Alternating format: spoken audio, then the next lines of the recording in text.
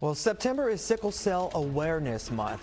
The genetic disease is a blood disorder and it affects approximately 1 in 365 African Americans, according to the CDC.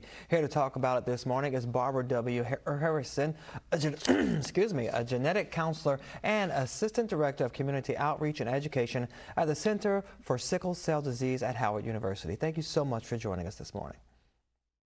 Sure. Thanks so much for having me. So we want to understand this a little bit more. People with sickle cell have a blood cell that is shaped a little bit like a sickle or a semicircle blade instead of it being rounded. Is that correct? And what do they do for the body?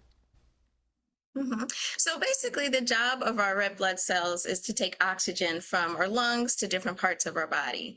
And so, what happens in individuals with sickle cell disease is there's a difference in a protein inside of that cell and so it doesn't work properly. So, when their cells drop off that oxygen, those cells can take this sickle shape. And that causes a problem in the very small blood vessels where red blood cells have to squeeze through one at a time.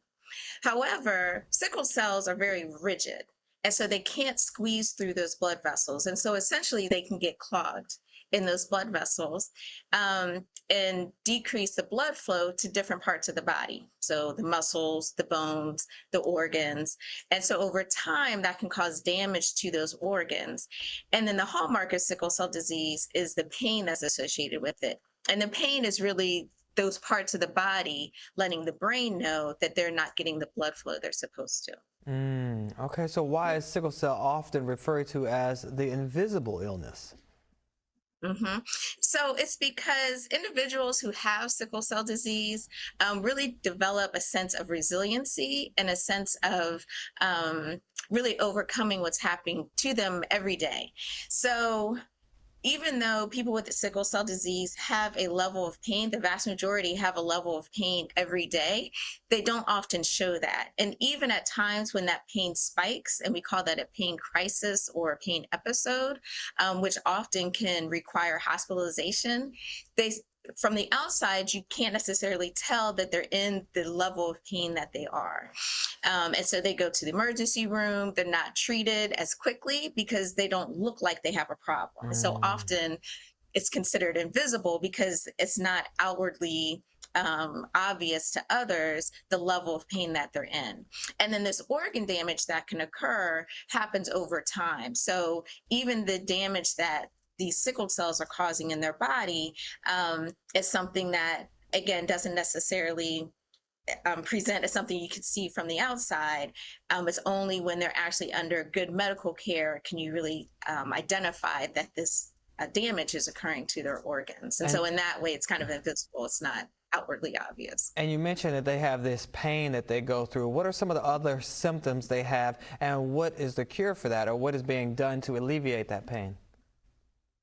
Sure. So, yeah, so pain is definitely the hallmark. And, I just have to really emphasize the level that this pain can get to is along the same lines as breaking a major bone.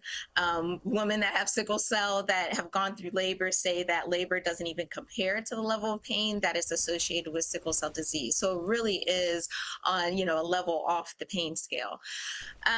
But in addition to pain, again, this organ damage can occur.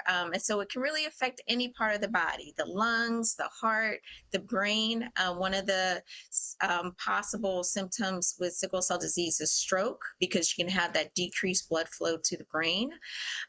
There can be damage to the bones because the marrow in the bones is what works so hard to create red blood cells. And so that marrow kind of gets overworked in individuals with sickle cell disease. So that can cause problems with their bones over time. Can affect the kidneys as well because the kidneys are working hard to clear out the red blood cells that are not working well, as well as the spleen, which often is not really functional individuals with sickle cell after about the age of 2. And so people that have sickle cell can get infections a little easier than others, which then can bring on a pain crisis. So there are definitely several different symptoms across, all different parts of the body that people with sickle cell can experience. So what And about then the treatment, yeah. oh, Go ahead. I'm sorry. So the treatment for the pain is usually narcotics, opioids, which can get us into a whole nother conversation, I think. But that's mostly a treatment for the pain. Blood transfusion is a major way to manage sickle cell disease for some individuals. There are some pharmaceutical agents that have been identified that assist with sickle cell disease in decreasing the number of crises. Hydroxyurea is one that has been around since the late 90s. And then in the last 2 years, there's been about 3 other drugs identified. So there has been some movement in that area. It's been very long in coming, but there has been some movement in terms of treatment. And then, of course, there's, gene therapy is on the horizon. And what about an actual cure? Is there any hope for an actual cure on the horizon as well? So, bone marrow transplant is currently the only cure that's available for sickle cell. But that is not a cure that's available to everybody. So now, you have to find a person who's an appropriate match Hmm. to be a bone marrow donor. And even in the cases when it's done, it's not always successful. So this is something that is a possible cure. People who have it and it works well, they really are cured of their disease. However, again, that's just not always going to be the case for everyone. Gene therapy is now the next step as far as a potential for a cure.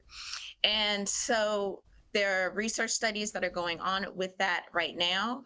We have some very brave individuals with sickle cell who are undergoing those clinical trials as we continue to see how we can make that really be available to the masses. Now, we're almost out of time, but I have to ask you, the disease hasn't received much attention or funding for that matter as other diseases. So do you think the racial inequities have, maybe in the healthcare system, have impacted sickle cell research and the treatment, and which people can actually receive? Because it can be expensive.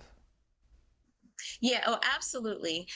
Sickle cell disease is an excellent example of how a racialized medical system has treated a disease so poorly. You can see it in the numbers.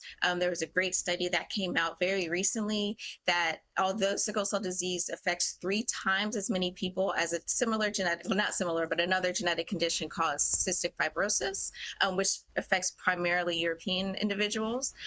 So sickle cell disease affects 3 times as many people. However, cystic fibrosis has received 4 times the amount of funding. And so the disparity in the research funds that have gone to sickle cell disease, to drug development that has gone into sickle cell disease, is clear disparities in that. And then in addition, individuals with sickle cell and how they're treated in the medical system, how they're treated in the ER as drug seekers, has just been deplorable. And so it has definitely been traced back to biased care in medicine, as well as just the structural racism that's present in our medical system. Well, Barbara Harrison, we're happy you are bringing awareness to this disease. Thank you so much for starting your day with us.